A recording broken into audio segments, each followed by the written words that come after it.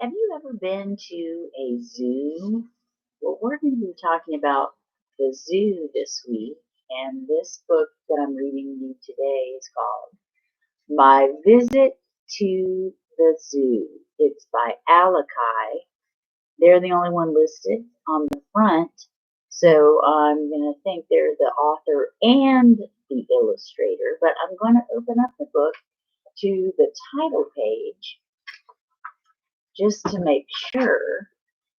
And My Visit to the Zoo by Alakai, author and illustrator. And I want to say that the illustrations in this book are really good. Look at this. This is actually drawn and colored by the illustrator. I think they did a really excellent job. I hope you enjoy the story and pictures as much as I do. So these words are not part of the story, but this is just kind of a book picture of where they're at. It says the Zoological Conservation Park. So here they go, going on in. Wow, that's it. I didn't really want to visit the zoo. I had been to one that made me feel sad. The animals were cramped in small empty cages that looked sad too. But my cousin said this zoo was different. So I came along and had the surprise of my life. This zoo was like a rambling park with trees and lakes. There were houses where the animals could sleep and eat, and outdoor habitats where they roamed free as they would in the wild. Animals from all over the world were here in one zoo.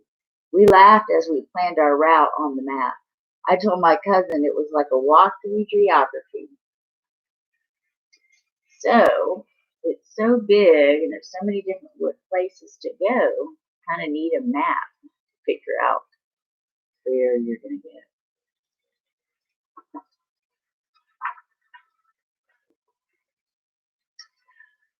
A flock of flamingos, here we are over here, greeted us on our way to the primates. There, all kinds of apes and monkeys entertained us outside and inside. We heard the gibbon's loud call even before we saw them. The gibbon leaps and swings like a gymnast. It has long arms and grasps with its hands and feet. You can tell a gibbon is an ape because apes have no tails. Most monkeys have tails. The spider monkey's tail is long and prehensile. It can grab like a hand. So the gibbon is an ape, no tail. Monkeys have tails.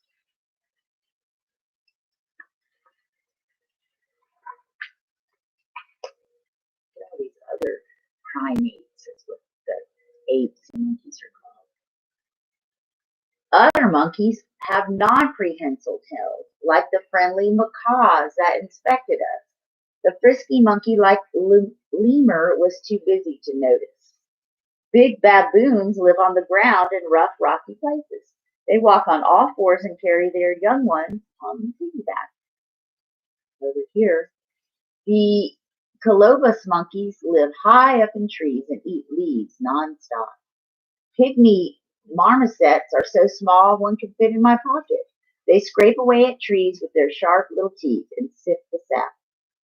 Monkeys live around the world. New World monkeys are from South and Central America. Old World monkeys are from Asia and Africa. You can tell where a monkey comes from by its nose. The Old World has small, closed, narrow nostrils. Your nostrils are the holes in your nose. And the New World have open and wide nostrils. I didn't know that. Look.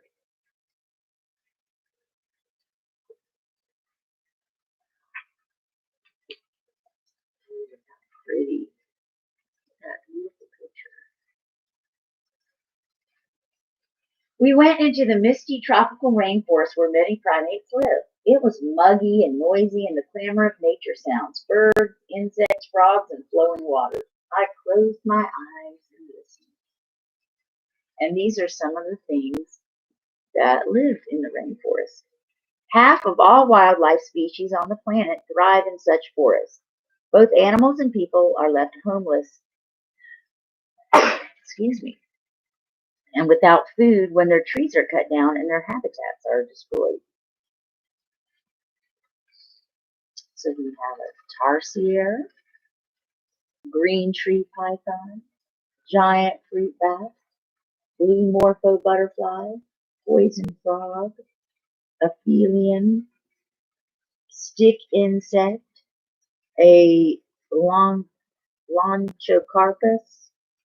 a toucan, a chameleon, golden lion tamarin, and what does that say? Arowana. Lots of them. Some I have never even heard of. Plants and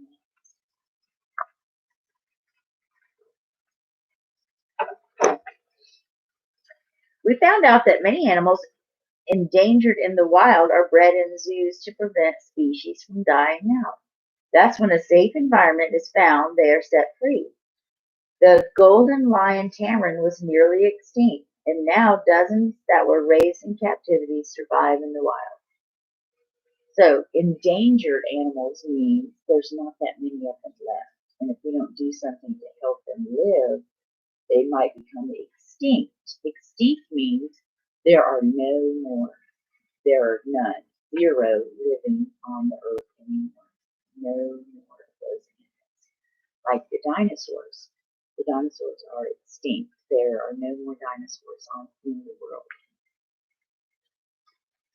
And over at the great apes, everyone was looking through a window laughing. Apes are so like people, they're fun to watch. The chimpanzee is the most curious and intelligent of all. Families of chimps played and groomed each other affectionately and dug for honey and seeds their keeper had given to them.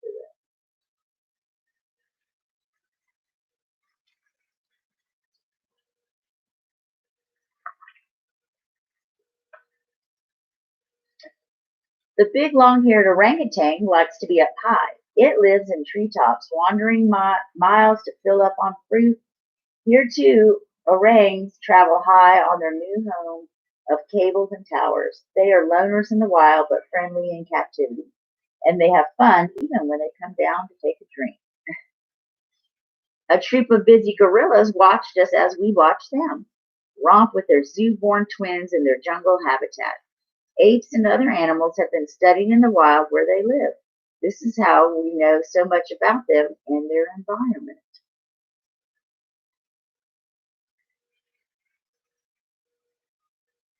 These are apes because they do not have tails. Now moving on to the great cats. We went from the great apes to the great cats. Cats have the sharp teeth of carnivores and beautiful coats for which too many have been hunted. The cheetah was quiet, but when it runs, it's the fastest cat. The tiger is the biggest. It stalks silently through the forest, hunting alone. Unlike other cats, it likes to splash in streams. So if you have a house cat, they usually don't like water, but tigers actually like water. In nature, the rare snow leopard climbs icy mountains with its padded paws. Here, one climbed ledges and hunted for food hidden in nooks. At night, it sleeps in a cage built into a cool hill. A lioness played with her cub as a lion dozed on a nearby rock. Lions like hot weather, so when it's cold, the rock is heated. Other big cats were resting or asleep too. That's how they spend most of their time, just like my little cat at home. Because cats actually sleep 85% of the time, which is a lot. So if you have a cat at home, you know that they like to sleep.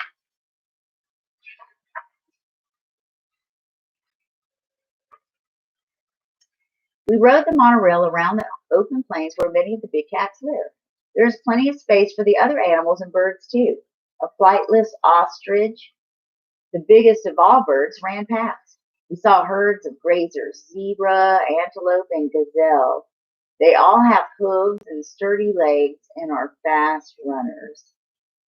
The tall giraffes are the lookouts of the herds and fast runners too. One reached leaves tucked in a browse tree while baby waited. In a separate enclosure was a rare forest giraffe with a short neck, the shy Apache.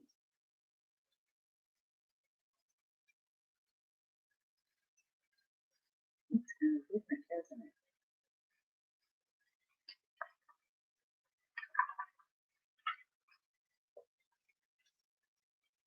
Looks like so much fun at the zoo. The only hungry wild animals we fed were ourselves. Every other animal had its own special diet prepared by a nutritionist. Each animal has its own keeper who feeds it and looks after it. As we ate, I thought about feeding thousands of mouths a day. Imagine ordering and preparing tons of food morning, noon, and night. Imagine the awesome shopping bill. Everyone loved the playful, affectionate elephants, especially the baby guarded by its mother. The African elephant is the biggest land mammal with large ears that are the same shape as Africa. In the wild, these elephants are endangered by poachers who hunt them illegally for their long ivory tusks. The Asian elephant is rounder and smaller. These are the tusks. See the difference in the? This one has smaller ears. This one is and rounder. This one's kind of bigger, taller, and has bigger ears.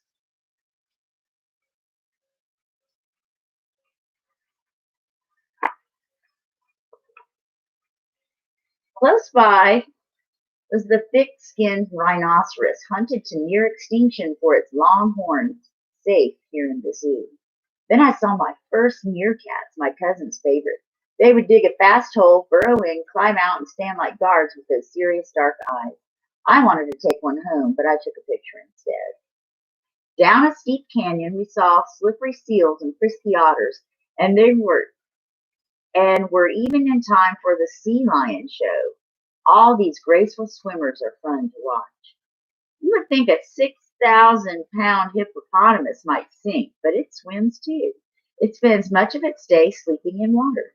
At night, it wakes up and wallows around eating grass. Whoa, hippo, what a big mouth you have. Here's the seal show.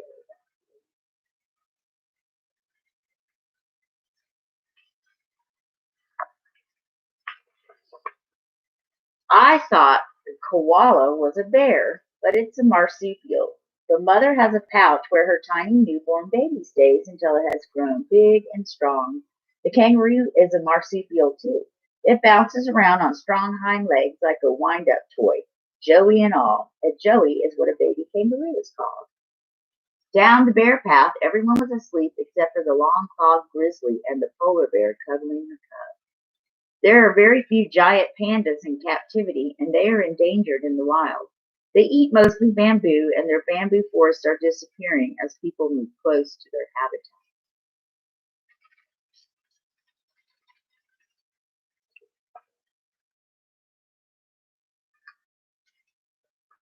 We saw birds everywhere, birds flying in aviaries, and many trained birds in the bird show. There were tiny birds, plum birds, songbirds, talking birds, squawking birds, a funny rumpled bird, and even a kookaburra sitting in an old gum tree laughing. Have you ever heard of that song? Kookaburra sits in an old oak tree, laugh, kookaburra laugh, kookaburra, how gay your life must be. There are all these different birds.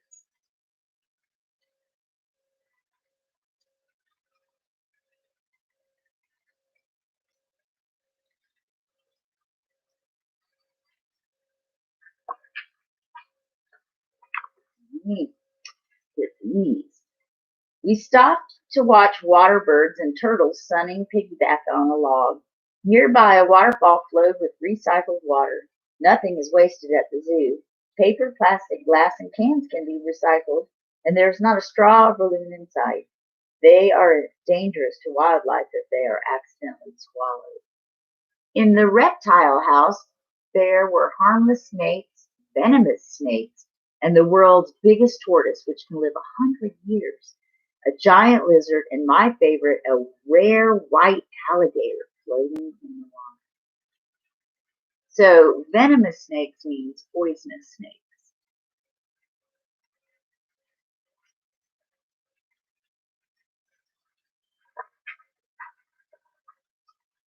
The children's zoo was packed with things to see and do. There were animals to pet and touch, a dovecote and a mouse house baked in the zoo. Friendly keepers and docents answered our questions, and we even saw babies in the nursery. So you might have one of these or like a petting zoo area at a zoo if you go to one.